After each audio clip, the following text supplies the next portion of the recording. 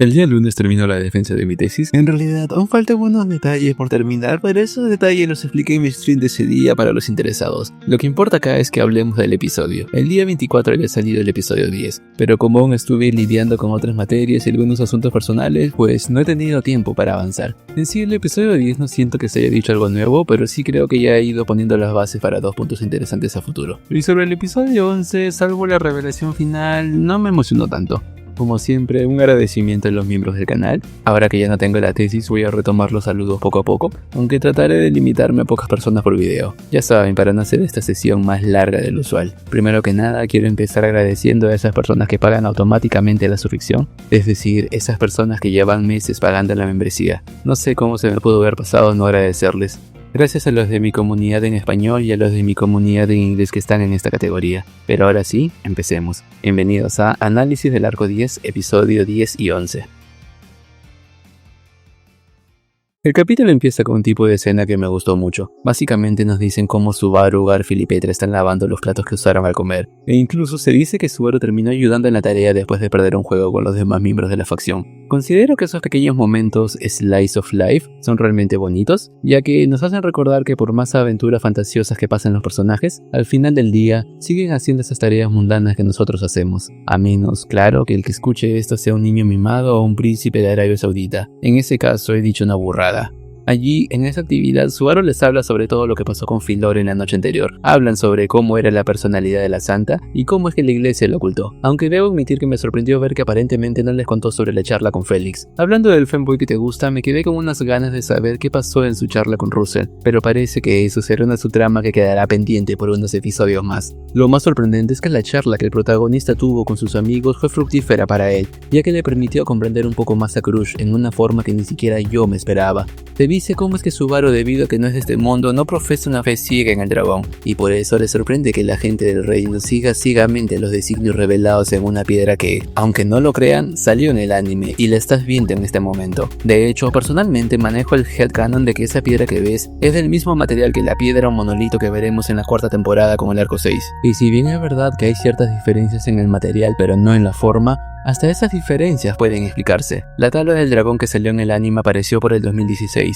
y en esa época el anime tuvo que dar su propia interpretación a cómo era este objeto. Pero luego, cuando la novela tuvo que crear las ilustraciones oficiales, se decidió que el nuevo diseño sería este. Lo más interesante es que Subaru dijo que le interesaría saber más sobre aquel objeto y ojalá en el futuro llegue a tocarlo, ya que si realmente la tablilla es del mismo material que el monolito, es muy seguro decir que pasará algo en cuanto haya tacto. Volviendo a las dudas de Subaru, él piensa por qué es que Fed no fue nombrada reina en cuanto fue descubierta, y se le explica que eso es debido a las instrucciones que se dieron en la tablilla del dragón, donde se pidió organizar las elecciones reales que conocemos. Acá pasa lo que les dije. Subaru empieza a dudar de cómo es que la gente tiene una fe ciega en eso, pero sus alarmas mentales se disparan en cuanto se da cuenta de que Garfield y Petra también creían ciegamente en esa profecía. La razón de que se alarme bastante en esta parte es simple. Subaru entiende que es normal para alguien de la capital, un lugar influenciado bastante por la iglesia del dragón, creer en sus designios, pero eso no aplica para el caso de Petra y Garfield. Petra era simplemente una niña de una aldea remota lejos de la capital, y Garfield era alguien que vivía aislado en una dimensión a la que no se podía llegar. ¿Por qué ellos creían ciegamente en la profecía dada por el dragón? Esto irónicamente hace que Subaru y yo veamos a Crush de otra forma. El hecho de que ella afirme y declare políticas que van en contra de todo lo que el dragón representa es un movimiento osado. Es como ponerte a pregonar una forma de gobierno católica en un país musulmán, por así decirlo. La cereza en el pastel es que, aun con esta política tan radical, Crush realmente era la favorita para ganar, y eso explica por qué es que la obra tuvo que nerfearla, no una, sino 2 veces. Otra cosa curiosa que pasa acá es que tanto Petra como Garfield señalan lo raro de que ellos tengan una fe ciega en el dragón, y que ninguno de ellos haya cuestionado eso antes. Luego, Subaru recuerda aquellos objetos que de cierta forma predicen el futuro. Por ejemplo, recuerda los Stargazers del Imperio, el libro de la sabiduría de Chigna, e incluso los evangelios de los arzobispos. Al final termina clasificando todo esto como una especie de estafa. Una estafa en donde, a cambio de darte beneficios iniciales, termina haciendo que pierdas un monto grande luego. Pienso que esta comparación sobre las estafas es interesante, ya que que si bien los arzobispos usaban el evangelio para llegar a sus deseos, también es verdad que hubo un punto de la historia donde esos deseos hicieron que terminaran cruzando caminos con Subaru, quien luego terminaría asesinándolos y ganándose a sus autoridades. Es a eso lo que se refería Subaru con objetos que te dan beneficios iniciales a cambio de hacerte perder algo grande después. Pero cambiando de tema, como dije hace un rato, me asombró ver lo que Crush aspiraba. Ella profesaba una política radical para los estándares de la nación, y para dar respaldo a sus palabras, se aseguró de lidiar y derrotar a la ballena blanca, una bestia que apareció tiempo después del pacto con el dragón, y que aterrorizó por cientos de años a los ciudadanos del reino. El hecho de que Crush haya logrado subyugar un mal del reino que duró siglos, apoyaba, de cierta forma, el discurso político que manejaba, donde se buscaba cortar con lo clásico. Pero como dije, lástima que la mandaron a dormir.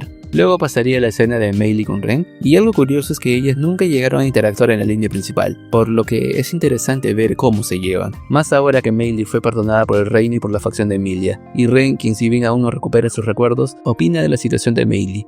De cierta forma ambas están agradecidas porque han recibido muchas cosas buenas, a pesar de que sienten que no se lo merecen. Pero Meili, quien sabe de su pasado criminal, plantea el escenario de que quizás pronto le pase algo malo para compensar las cosas buenas.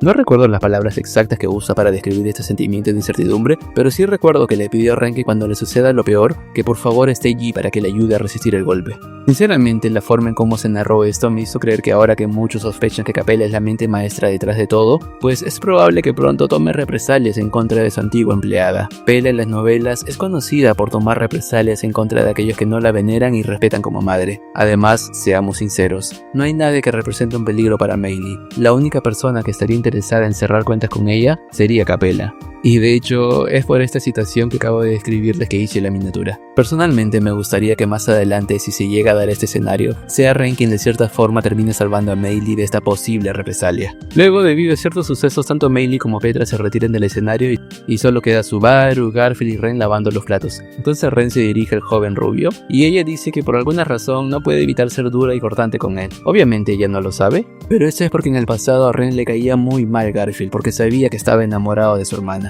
Y si bien ya había cambiado su perspectiva sobre él, lamentablemente poco después caería en coma. De todas formas les dejo el video que complementa esta información. ¿Sabías que Isekai Quarter reveló un interesante secreto de Ren y Garfield? Pero lo reveló mal, y eso me entristece para lo que ya verás. En el último episodio de esta serie, Shalter pregunta a Ren lo que piensa de Garfield, y si bien ya todos vimos lo que ella opina, la verdad es que esto contradice lo que dijo la Ren original la última vez que tocó el tema. Si bien es fácil deducir que Ren no se lleva bien con Garfield debido a que éste está enamorado de su hermana y por eso es dura con él, también es verdad que en las novelas ubicadas en su infancia, vemos cómo ella y él eran capaces de dejar sus rosas de lado si era por hacer feliz a Ren. Pero aún con estos breves momentos de paz, Ren seguía siendo hostil con Garfield. Se dice cómo es que ella quemaba u ocultaba las cartas que el muchacho enviaba a su hermana de vez en cuando. Pero esta relación cambió cuando llegó el protagonista. Verán, cuando Ren se enamoró de Subaru, pasó algo en la Maid Pele Azul. Como ahora conoció el amor, se dio cuenta de lo culera que fue escondiendo las cartas y siendo descortés con un muchacho que como ella solo estaba enamorado. Así que unos días después de que se enamore de Subaru, llega a la mansión otra carta de Garfield y, por primera vez, decide no quemarlo y se lo da a su hermana. Al mismo tiempo piensa que la próxima vez que vea al muchacho se disculpará con él por haberle hecho esto todo este tiempo. Lamentablemente luego Gula mandaría a dormir a Ren. Y esta resolución de ello fue olvidada por todos, incluso por el autor. Es por eso que me pone triste que la Ren de Isekai Quartet siga pensando mal de Garfield, a pesar de que en el canon de las novelas, ella ya había hecho las paces con él. Antes de cambiar de tema, me da mucha curiosidad una interacción entre Meili y Sakura. En las novelas nunca se hace mención a si es que ambas, al ser hijas de Capella, se conocieron o escucharon de la otra. Y personalmente yo creo que sí llegaron a conocerse, y quizás en cuanto Meili la vea, haga un comentario. De hecho, me parece curioso cómo es que justamente al final que aparece Sakura, Meili no se encuentra presente. Luego, el cierre del episodio es con Sakura llegando y revela que Philore había salido de la iglesia buscando a su nueva amiga Emilia. Y como sabía que pronto llegaría a este lugar, pues se adelantó. Subaru y Yoto hablan un rato con ella, pero no se cuenta nada relevante. Solo concuerdan en que Sakura es una mujer hermosa y enigmática. Al poco rato llegaría Philore y nos da la noticia que Tiga ya había dicho el día anterior. anterior, ha sido seleccionada para participar como candidata. Y acá terminaba el episodio 10, pero este video también incluye el episodio 11, así que sigamos. Luego vendría una serie de interacciones entre Emilia y Filore, que sinceramente no fue la gran cosa, pero aún así debo reconocer que fue un gustazo ver a Emilia ser la voz de la razón, y demostrando que, aunque sigue siendo una chica ingenua, ya tiene la suficiente madurez para dar una respuesta por su cuenta a situaciones serias. Llega un momento donde Filore empieza a mostrar su desgano y pocas ganas por la selección, a lo que Emilia no solo le dice que entiende que esto sea repentino para ella, sino que, lamentablemente, no puede darse el lujo de esperar que todo se resuelva solo, y le advierte que no quiere una rival que solo entre porque piense que tiene que llenar el vacío dejado por Priscilla. Aunque les confieso que hace ya unos meses me leí la novela llamada First Contact, en donde se nos narra cómo es que fue el primer encuentro de Emilia con las demás candidatas, y como puedes imaginar, Emilia salió asombrada de cuán cultas y directas eran las demás aspirantes al trono, por lo que tras leer las interacciones entre Filore y Emilia, es tierno ver cómo es que ahora la candidata a admirar es Emilia, y Filore es su admiradora. De hecho, Filore admira y aprecia tanto a Emilia, que por un breve momento le ofrece una alianza en la candidata donde Filore trabajaría para ella y le daría todos sus logros. Pero bueno, sabemos que la medio elfo no aceptaría esto. Y, fiel a su estilo, le da unas palabras de aliento que sorprendentemente terminan calando en Filore, y así, ella decide participar, no para rellenar el espacio, sino para ganar. Lamentablemente, Otto era el que más sufría mientras pasaba todo esto. Se lamentaba de no haber echado a los invitados bajo la excusa de que no tenían visita programada. Dijo todo esto porque acababa de nacer otra formidable rival para Emilia. Antes de pasar a la siguiente sección del episodio, debo decir que me llama mucho la atención cómo es que en este momento en que apareció Sakura, se deja en claro que Meili no estaba en el lugar. ¿Realmente el autor está posponiendo que Meili y Sakura se conozcan? ¿O solo es coincidencia? Otro detalle que me pareció genial de esta parte es que, aparentemente en el episodio 13, mientras Subaru y Julius peleaban, las candidatas habían sido llevadas temporalmente a otra habitación más pequeña, en la que se discutieron ciertos temas más confidenciales. ¿Por qué menciono esto? Porque la revelación oficial a Filore sobre su candidatura es dada en ese mismo lugar. Se dice que Subaru, Emilia y Beako fueron a ver el anuncio sobre la facción de Filore, ya que como estaban previamente con ella, pues aprovecharon en acompañarla. Un comentario interesante de esta parte es dado por Beatriz, quien pregunta si es que la inclusión de Filore fue anunciada u ordenada por la tabla del dragón, pero Miklotok lo niega y confirma que no hubo cambios en la profecía. Pero antes de pasar a la revelación más importante del episodio, quisiera comentarles algo. Sinceramente, Miklotok es un personaje que por alguna razón no termina de caerme bien. No digo que sea mal o algo así, pero no sé. Siempre dicen que es una persona sabia e inteligente. De hecho, hasta el mismo emperador o el rey de Lugúnica en su momento lo comentaron. Sin embargo, siento que falta algo que me enganche y me haga tener altas expectativas de él. Y si te preguntas, incluso en las novelas no se ha revelado mucho sobre su pasado y cómo fue que logró ascender a una posición tan importante en el reino. Al menos hasta ahora, el anciano que me parece más interesante es Bordeaux, quien pasó por grandes cambios desde su juventud hasta la actualidad. Solo espero que cuando el autor hable del pasado de Miklotok, de verdad compense el haber pospuesto tanto tiempo el lore del anciano representante del Consejo de Sabios. Un consejo que, hasta ahora, se ha dejado en claro que tiene la misma influencia que la organización secreta de Russell. Pero cambiando de tema, personalmente me sorprendió lo de Heinkel, pero me sorprendió más la teoría que hizo un amigo sobre él. Me sorprendió que esta teoría de cierta forma se haya hecho verdad. Verán, este amigo en cuestión teorizaba que la razón de la dureza del cuerpo de Heinkel era porque la sangre del dragón le había caído encima. Como el arco 9 reveló que Heinkel hizo algo el día que la princesa fue secuestrada, mi amigo teorizó que ese día él intentó robar la sangre del castillo para curar a Luana, pero como es un idiota, seguro parte de la sangre le terminó cayendo a él encima, y ese sería el secreto de Heinkel. El secreto del que, en su momento, el dragón Alcánica se dio cuenta pero eligió callarse y ocultarlo de su contraparte Aldebarán. Recapitulando, la teoría de mi amigo decía que Heinkel había recibido la sangre del dragón en su cuerpo, y las palabras que Filore dijo al referirse a él ayudan a la interpretación de lo que acabo de decirles. Creo yo que más curiosidad me da saber cómo carajos Heinkel se les arregló para ponerse en contacto con Filore y convencerles de una alianza. En fin, esperemos ver cuál será el desenlace de todo esto. Antes de terminar, quisiera hablar de algunas reflexiones sobre Capella y la inmortalidad. Creo que es un tema relevante justo ahora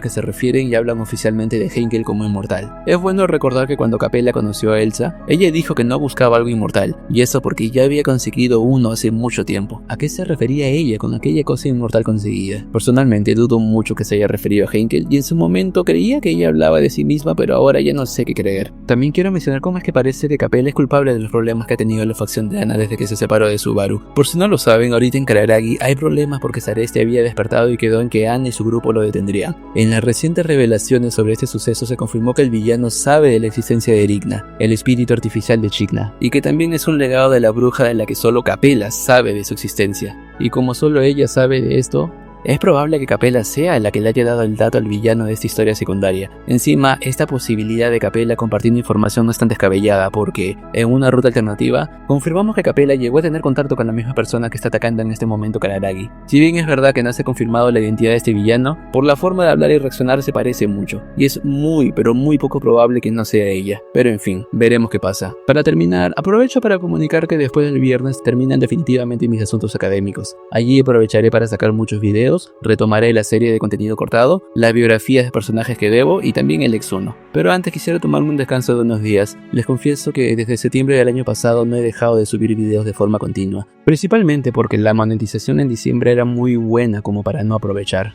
Iba a descansar en enero, pero pasó lo de mi tesis y bueno, me jodieron los planes. Quizás descanse unos días o a lo mucho una semana, pero seguiré mandando a editar shorts. Solo descansaría de los videos largos por un pequeño tiempo. Así que espero que no te moleste y puedas seguir apoyándome para cuando regrese con toda la energía y con más contenido. Eso es todo por ahora, nos vemos.